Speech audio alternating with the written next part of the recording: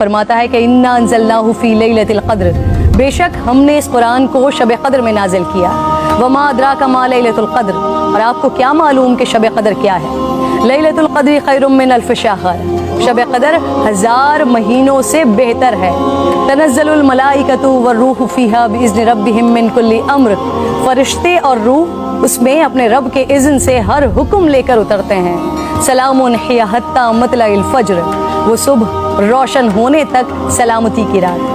हुजूर नबी करीम सल्लल्लाहु अलैहि वसल्लम ने इरशाद फरमाया, शब क़द्र को जिब्राइल अमीन फरिश्तों के झुरमट में ज़मीन पर उतर आते हैं। वो हर उस शख्स के लिए दुआए मग़फ़िरत करते हैं जो खड़े बैठे किसी भी हाल में अल्लाह रब्बुल जलाल को याद कर रहा हो। हज़ारों महीनों से अफजल इस रात के अता करने के पीछे भी एक राज है।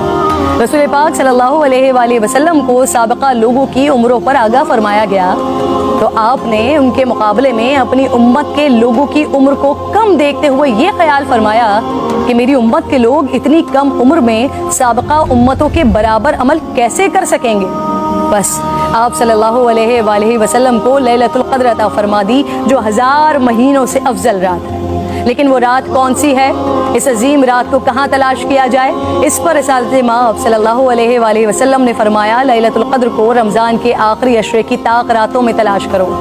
इस रात के मख्फी रखने में भी हिकमतें हैं नाज़रीन। अगर लैलतुल क़द्र को मख्फी न रखा जाता तो लोग बस उसी रात की इबादत पर इक्तफा कर लेते, और अगर किसी इंसान की वो रात इबादत से रह जाती तो शायद इस सदमे का इजाला मुमकिन न होता। एक वजह यह भी बताई जाती है कि अल्लाह ताला को बंदों का रात के औकात में जागना बेहद महबूब है। इस तरह बंदे 5 ताक रातों में जाग कर अपने रब को मना सकें। और एक वजह गुनहगारों पर शफकत भी हो सकती है, क्योंकि अगर इल्म के बावजूद उस रात में गुनाह सरजद होता तो उससे लैलतुल क़द्र की अज़मत मजरू करने का जुर्म भी लाजिम आता।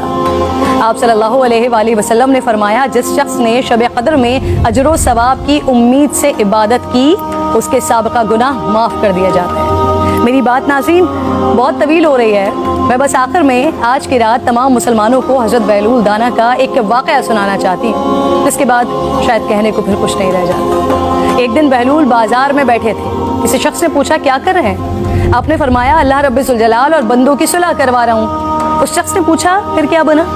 आपने फरमाया, अल्लाह तो मान रहा है, बंदे नहीं मान रहे। अल्लाहु अकबर। फिर कुछ अरसे बाद उसी शख्स ने हज़रत बहलूल दाना को कब्रिस्तान में देखा तो पूछा, क्या कर रहे हैं? बहलूल ने फरमाया, अल्लाह और बंदों की सुलह करवा रहा हूँ। उस शख्स ने पूछा, फिर क्या बना? आपने फरमाया कि बंदे तो मान रहे हैं, लेकिन आज अल्लाह नहीं मान रहा। आँख बंद होने से